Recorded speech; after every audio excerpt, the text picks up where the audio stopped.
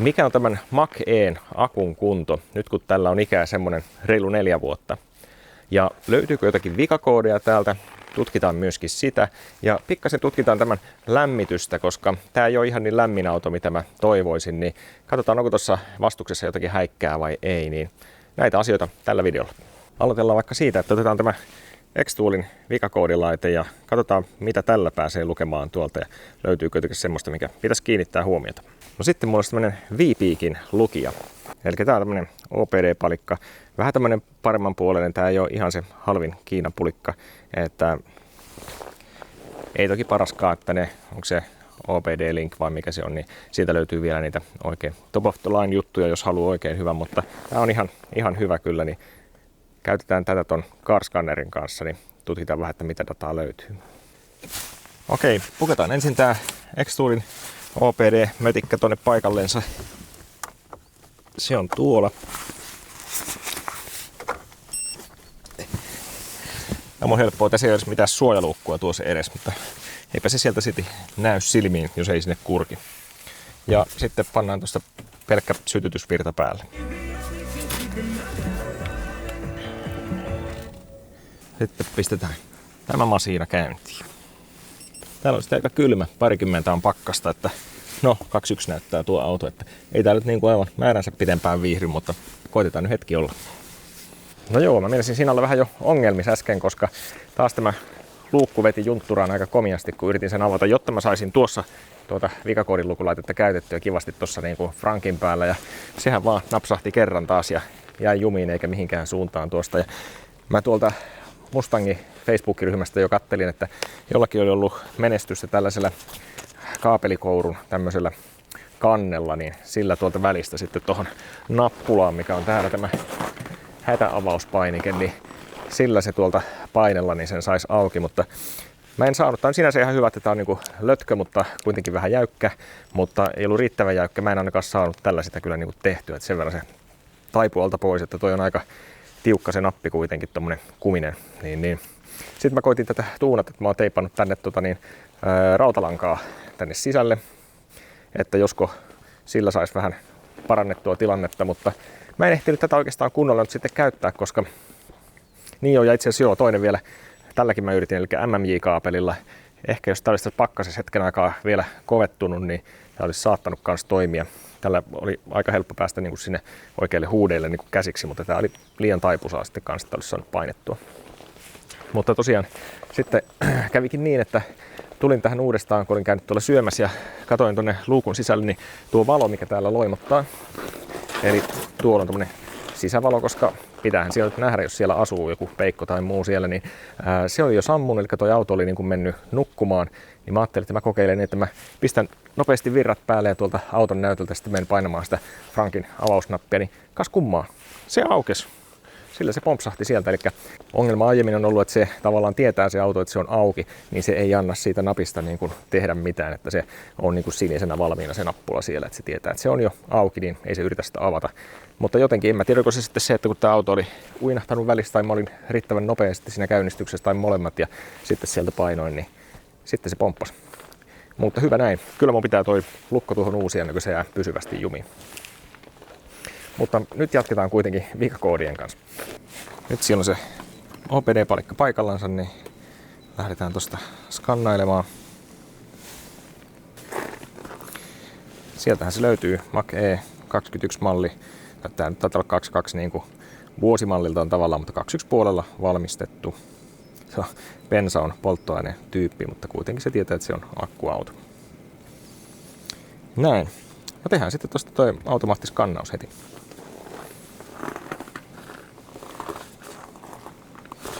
Tässä on kanssa aika monta näitä moduulia, että hetken aikaa se noita värkkää tuossa. Osassa menee kauemmin kuin toisessa. Okei, nyt siellä tuli valmista. Tuolla näyttää oranssilla jotakin vikaa siellä olisi. Katsotaan mitä. Kamera asemoittii. Siellä on tallessa koodi siitä. Ja sitten parkkiavustimen kamerajuttuja kanssa. Eli nämä on molemmat näitä kamerapohjaisia juttuja. Voi hyvin johtua nyt vaan siitä, että kelit on jäisiä, niin nuo on aina välillä sitten peitossa eikä toimi, niin veikkaan, että saattaa tulla ihan siitä.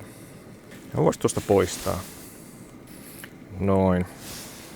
Ei sieltä kyllä vissiin kaikki lähtenyt.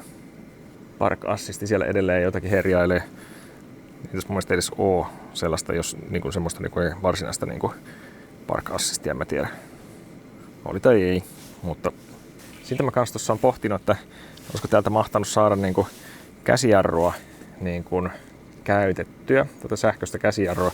Täällä on joku tollanen sille, mutta se mun kun sinne meni katselemaan, niin halusi vaan ajaa niinku testiä sillä ja ei mua se oikeastaan kiinnosta, vaan mä haluaisin sitä niinku ajaa niin, että se pysyy varmasti auki. Nimittäin noita jarruja, kun tekisi mieli vähän herkistellä, niin pitäisi saada tuo, ettei se iske sieltä päälle sitten. Niin mä en ole ihan varma, että onnistuuko se nyt sitten tällä vielä.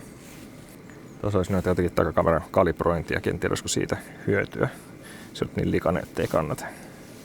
No joku akun valvontasysteemin resetointi, en uskalla kokeilla. No niin, tuli tänne auton sisälle. Varmaan vähän kohisee toi puhallin tuossa, mutta mulla on jotain tunnustettavaa. Nimittäin mä noin vikakoodit luin tuossa jo toissapäivänä vai no siitä voi olla 3 päivää.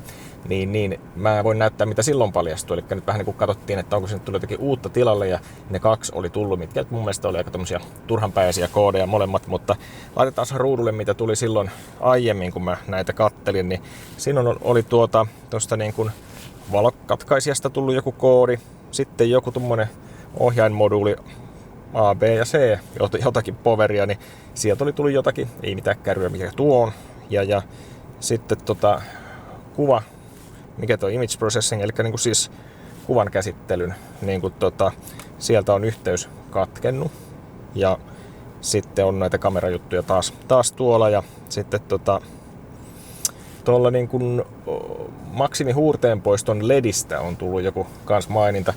No, tarkoittaako se siis tätä, että sun painan tosta, että tuohon syttyy toi valo? Vai onko täällä jossakin muualla joku erillinen?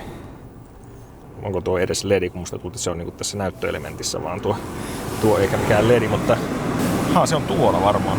Tuolla on joku tuollainen oma nappiselle, missä on LED. Siitäkin jos painaa, niin LED sammuu, LED syttyy. Joo, ainakin nyt se toimii. Akun latauksen piiri auki. Ja vielä niin kuin input, eli niin kuin menopuolen piiri auki. En tiedä yhtään, onko tuo nyt sitten niin kuin 12V-akun vai oikein niin kuin ajoakun vai mikä tuo, mutta ei se ainakaan nyt ole sinne takaisin enää tullut, että en ole kauhean huolissani ehkä tuostakaan sitten. Voisiko olla, että on joku latauksessa tullut jotakin häräilyä tai jotakin muuta, niin sitten jää nyt tuommoinen koodi. Mutta se mitä nyt tapahtuu, niin nyt otetaan tämä puhelin käyttöön sillä lailla, että otetaan se car scanner täältä, eli autoskanneri tuosta noin. Tää on siis tällainen ilmainen skannaustyökalu, minkä saa puhelimeen ladattua. Varmaan yhtä lailla iPhoneille ja Androidille ja sun muille löytyy. Ja tällä nyt sitten kun mulla on toi V-Peakin adapteri tuolla kiinni, niin pitäisi onnistua tämän auton lukeminen ja katsotaan miltä se näyttää. Okei, mä katson täältä, että mulla on oikea connection profile on tuolla oikea. Sitä voi tuolta muuttaakin, mutta se on nyt toi Mustangille tarkoitettu. Eikä siinä muuta kuin koitetaan ottaa yhteyksiä sitten tuosta. Sieltä se V-Peakiin koittaa saada yhteyksiä ja aivan niin kuin olisi yhteys syntynyt. Kyllä siellä yhteydet on ja lähdetään katselemaan mitä kaikkia hauskaa täältä löytyy. Aloitetaan vaikka siitä, että katsotaan tätä auton lämmityshommaa. Mulla on tosiaan jotenkin ollut tässä viime aikoina semmoinen olo, että onko tämä jotenkin kylmentynyt entisestään tämä niin kuin auton lämmityslaite. Ja nyt sitten täältä mä pääsin sitä katselemaan, eli tuossa töissäkin oli puhetta, että mitenköhän tätä saisi tutkittua ja todettiin siinä kollegaan kanssa, että jos saisi jollakin luettua tätä sielun elämää pikkusen tätä live-dataa, niin kun tiedossa on, että tässä pitäisi olla 5 kilowattin se sähkövastus, se kai lämmittää sisätiloja ja ilmeisesti se lämmittää myöskin akkua sitten sillä samalla lämmittimellä, niin jos nähdään, että täällä parkissa kun pistetään kaikki ylimääräinen valot sun muut pois päältä, niin ei pitäisi hirveästi enempää mennä kuin 5 kilowattia. Ja tästä kun nyt katsotaan, niin täällä on tämmönen, mikä näyttää HV battery power, eli toi on niinku se, mitä tuolta ajoakusta virtaa otetaan, niin 4,66 kilowattia hörppii tällä hetkellä. Ja jos mä nyt kokeilisin täältä sitten nostella lämpötila ihan tonne maksimiin.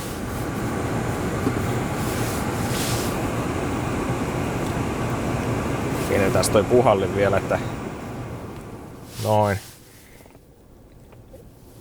Ei käytetä kauheasti puhallinta, niin ei mene tuohon puhaltimeen sitten virtaa. Niin. Nyt tämä näyttää 6,33 kilowattia tällä hetkellä. Ja tosta saadaan jonkinlaista käppyrääkin siitä näkyville.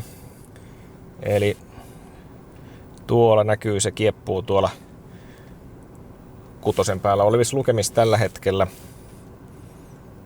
Vähän tippuu nyt tuonne lähemmäs 6.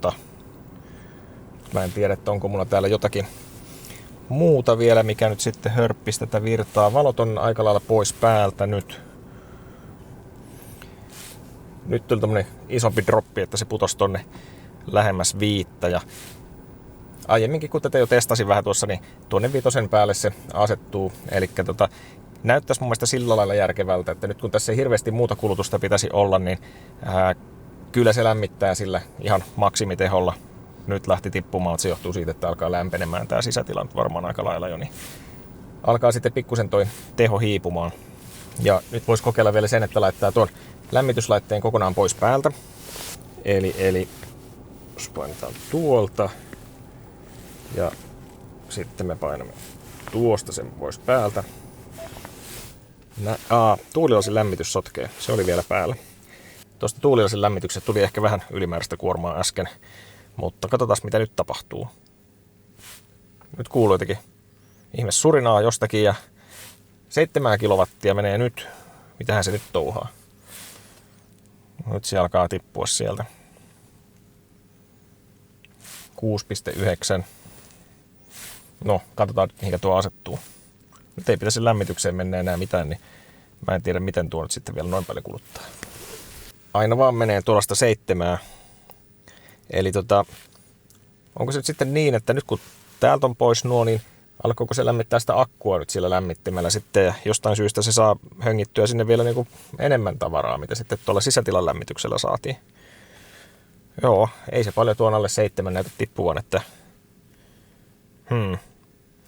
vähän vaikea, kun ei nyt oikein tätä sielun elämää ymmärrä tästä autosta sen tarkemmin, että miten tuohon pitäisi niin kuin suhtautua, mutta joo.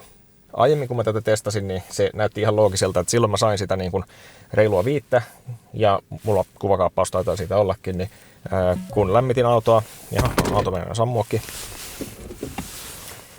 autoa lämmittäessä meni sitä reilua 5, ja sitten kun otin lämmityksen pois päältä, niin sinne jäi joku 0,3 jotain. Niin se mun mielestä tuntui ihan loogiselta, mutta nyt voi olla, että tämä akku on niin kylmä, täällä ei ole paljon ajeltu tässä, niin se lämmittää nyt sitten sitä akkua varmaan tuolla täydellä höngällä, mikä sieltä tulee. Ja kun se on noinkin korkea, niin mietin, että onko siellä kuitenkin jotakin lisälämmitystä vielä sille akulle sitten ton lämmittimen lisäksi, mutta kun ei tiedä, niin ei tiedä.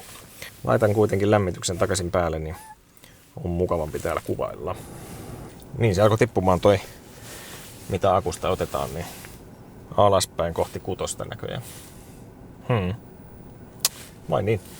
Mä en sinänsä oikein ymmärrä, että jos siellä on sille akulle joku lisälämmitin, niin miksi se nyt sitten, kun mä lämmitän sisätilaa, niin laittaa sen pois päältä sieltä, niin en tiedä yhtään.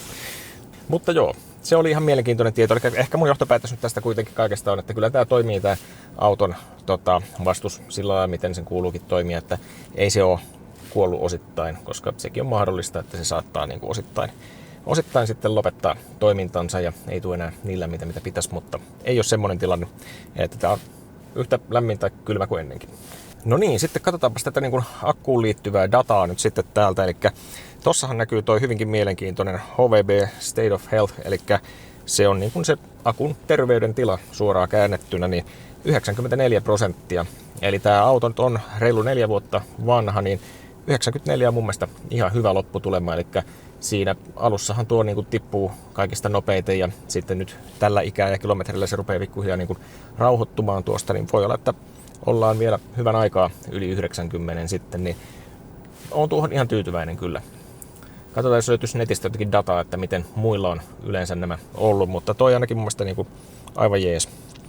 Tuosta näkee hyvin myös nyt sen, että täällä on 15 astetta pakkasta, Mä oon tämän auton kanssa tässä nyt värkkäilyä, pitänyt sitä päällä ja kävin tyttären viemässä tuonne kuoroharkkoihin kanssa tuossa, niin vähän on ajeltu, niin näyttää nyt, että ton akun lämpötila olisi -7 astetta. Eli reippaasti pakkasen puolella toki vielä on.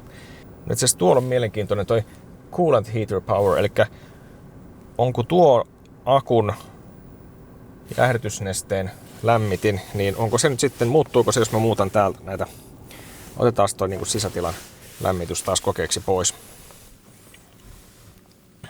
Se alkoi tippumaan toi luku. Tässä nyt piirtää näköjään aika villiä käppyrää. Se lähti nousemaan nyt. Se hörppii nyt sitten tosiaan isommalla teholla tuonne. Yli 6 kilowattia menee edelleen. Jos mä laitan tosta niin takaisin päälle ton lämmityksen. Pistetään se oikein niin kuin täyshönkä päälle. Nyt ruvetaan ohjaamaan sisälle reippaasti lämpöä, niin mitä käy tälle akun jäähdytysnesteen lämmittimelle. 5,8, 5,5. Kyllä se niinku laski, mutta ei kauheasti. Mä niinku ajattelin sitä, että saisiko tästä jotakin katsottua sitä, että onko siellä niinku jotakin lisälämmitystä sille akulle sitten vielä niinku ton yhteisen lämmittimen lisäksi. No itse asiassa nyt se meni nolliin, kun mä pudotin ton niin, että ei sisälle tarvitse lämmittää, eli aika jännä. Se ei nyt varmaan jotenkin tässä osaa erotella, että nyt se kerta kaikkiaan meni pois päältä se lämmitysvastus ja se ei sen enempää nyt sitten akkuun kuin sisällekään tee lämpöä. Että onko se sama kierto sitten vaan, että millä se sitten lämmittää molempia. Enpä tiedä.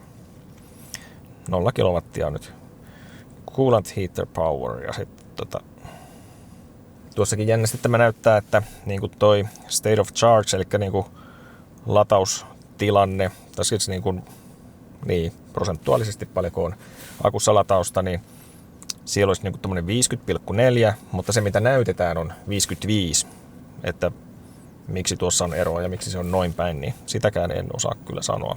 Tuon akun ikä näkyy tuossa myöskin, eli 50 kuukautta olisi tuolla akulla nyt sitten ikää. Eli se varmaankin toi akku monesti voi olla pikkasen vanhempi kuin se auto itsessään, niin siltä se nyt ainakin vähän näyttäisi.